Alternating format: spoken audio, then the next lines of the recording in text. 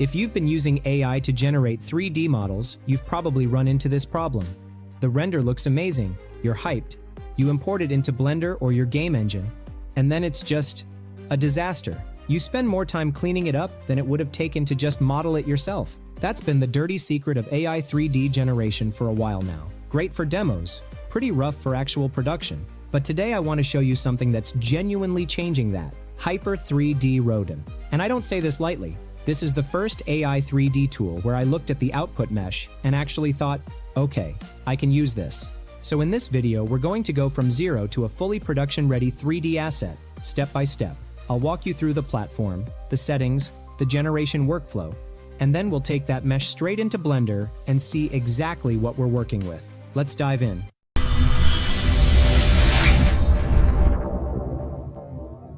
Okay, Rodin Gen 2.5 is an AI 3D generation model made by Hyper3D, which is part of Demos Tech. And what makes it different from most other tools out there? With fully controllable generation speed, you can create models anywhere from just 4 seconds to 80 seconds, complete with adaptive thinking effort that balances speed and detail automatically. This is the world's first 3D generator capable of achieving over 10 million polygons, capturing everything down to realistic skin microstructures and ultra-fine surface detail. And for everyday assets, Ultra Speed Mode can generate stunning 1 million polygon models in only 4 seconds. But geometry is only half the story. The new 3D native architecture delivers textures without blind spots, creating cleaner UV coverage, more faithful surface appearance, and highly accurate PBR materials for cinematic realism. And with parallel batch generation, you can generate multiple high-quality assets simultaneously, dramatically accelerating professional 3D workflows from concept to production. Alright, enough theory. Let's actually use this thing. Alright, this is Rodin Gen 2.5 on Hyper3D AI. I will put the link in the description. Just grab the link and create an account. Now before we generate anything, let's talk about the credit system for a second, because I think this is actually one of the nicer things about how Hyper3D handles pricing. Each generation costs somewhere between 40 cents and 50 cents in credits, depending on the quality tier you select. But, and this is important, you don't actually spend those credits until you confirm the output. Alright, let's go ahead and start our first generation. Okay, let's say I want to create a 3D model for this robot dog, and I have collected some images of the dog. They are the same images, but from various angles. Now, to create the model, I will click here and then upload the main image. You can now go ahead and create the model. However, as I already have images from multiple angles, I will upload all of them. Just click on the plus icon and then upload the images. After uploading images, you'll find some settings here.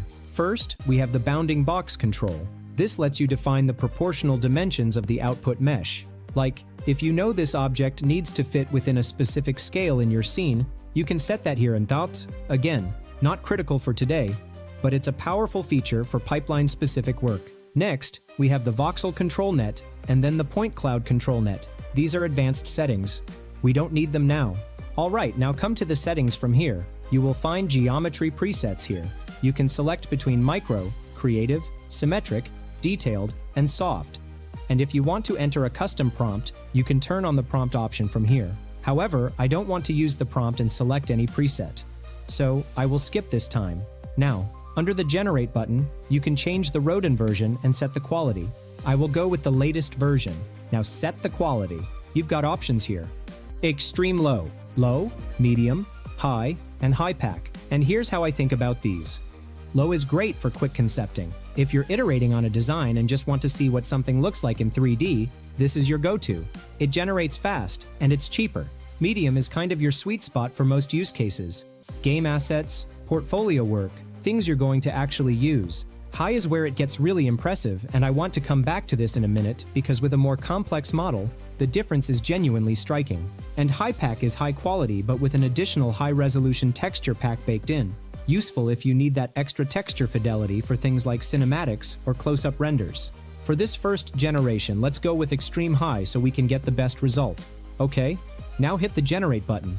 It will take some time to generate the model. And here it is, the model is ready. And here you can see the result. This is a perfect symmetric version of our reference. It already looks so polished. You can preview it from here. Okay, our model's base structure is set. Now, we have to set some settings. If you think the model geometry is not right, you can change it from here and regenerate it from here. I think this is quite good. And now, you can switch to the exploded bang view, and you can literally see the individual parts that the model generated and assembled. You can see all parts like it's disassembled from the object. It understood the structure of this object. That's not something you'd see from a tool that just generates one giant mesh blob. Now click on the Generate button to create the bang view. Once the generation is completed, you can see the 3D preview here. This is really amazing. If you are satisfied with the result, click on the Confirm button. Otherwise, you can redo the bang. Okay, once you are done, click on the Confirm button. Now, we have to set the topology mode. Here, you will find several options. Quad mode gives you the clean, production-ready topology we talked about. Proper edge loops, quad dominant mesh, ready to rig or subdivide. Raw triangle mode is more like traditional AI output, faster, but messier topology. You can create 10 million polygons under triangle. For anything you're planning to actually use, quad mode, every time. After selecting the topology, click here and then select the type of geometry. Now, it will take some time to create the topology. And here it is. You can see the result. Now, it looks like a very low poly topology. This is a good thing if we are building a huge game material or animation video. However, if you are making a product model, I suggest going with a higher mesh. Okay, now let's talk about the material output, because this is a big deal with Gen 2.5. Here, you can see the images we uploaded as references. Now Rodin will create the material with this image. You can also upload a PBR material file if you have one. I will go with my images. Now, I am hitting the Confirm button. And here it is. The material is ready. You can see the preview from here. What you're looking at here is the 3D native PBR material system. That means the model isn't just painting a flat texture onto the mesh, it's generating actual physically based render maps. Albedo, metallic, roughness, normal map, all generated natively as part of the output. Let me show you a quick comparison. Here's the same prompt run through Gen 1.5, and here's Gen 2.5. Look at the metallic map on the dog. In Gen 1.5, it's kind of flat. Everything has a similar sheen. In Gen 2.5, you've got variation. The rim has a higher metallic value. The matte panels are correctly reading as rougher surfaces. It's a genuinely more sophisticated material understanding, and that matters a lot when you drop this into a real-time engine or renderer. Alright, I'm happy with this. Let me go ahead and confirm, and there go the credits. Now let's take this into Blender. Okay, this is the part I've been looking forward to. Let's actually look at this mesh up close. Now normally you'd export your file and manually import it into Blender, but Hyper3D has a DCC bridge, a direct connection plugin that lets you import your generated models straight into Blender without the manual export-import step. If you're going to be using this regularly, definitely set that up. It's a real time saver. I'll link to it in the description. Just install the plugin and then import the model within a single click. Alright, here's our mesh inside Blender. And let me just turn on wireframe view so we can actually see the topology. Look at that. Those are edge loops. Actual, intentional, usable edge loops. The geometry is flowing with the form of the object. This is what quad-dominant topology looks like and why it matters. Let me pull up a quick comparison. I ran the exact same reference image through one of the leading competitor tools. I'm not going to name names, but you'll probably recognize the output style. Alright, let's talk about actually getting this out of Hyper3D and into your pipeline. You've got three main export formats: GLB, FBX, and OBJ. Just select the format and download the model. And this is where it just feels good. Drag or import the model straight into the 3D app. And look, it's just there. Mesh, normals, PBR maps, all applied automatically. I didn't have to touch a single setting. This is what I mean when I say production ready. This asset is sitting in a real-time lit scene, looking exactly the way it should with zero additional work on our end. That's the whole point. Okay, before we wrap up, I want to share some practical tips that will genuinely make your Rodin experience better, plus a few honest limitations you should know about. Tip 1. Multiple views will transform your image to 3D results.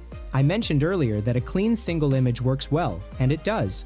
But if you can provide multiple views of your subject, the model performs dramatically better. Front, side, back, even just 2 views instead of 1.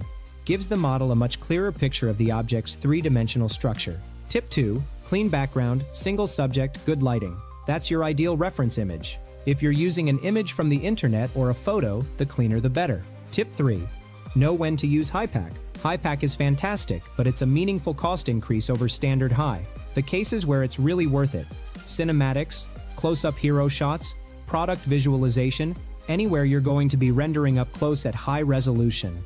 Honestly, if you'd shown me this output a year ago and told me it came straight out of an AI with no manual retopology, no UV work, just a single reference image and a couple of settings, I probably wouldn't have believed you. This is where AI 3D generation is going, and Rodin Gen 2.5 is the clearest signal I've seen that we're getting close to a world where AI can genuinely slot into a professional production pipeline rather than just sitting on the side as a novelty. Give it a shot. I'd genuinely love to see what you generate. If you found this useful, subscribe. Links to Hyper3D and the DCC Bridge plugin are all in the description, and I'll see you in the next one.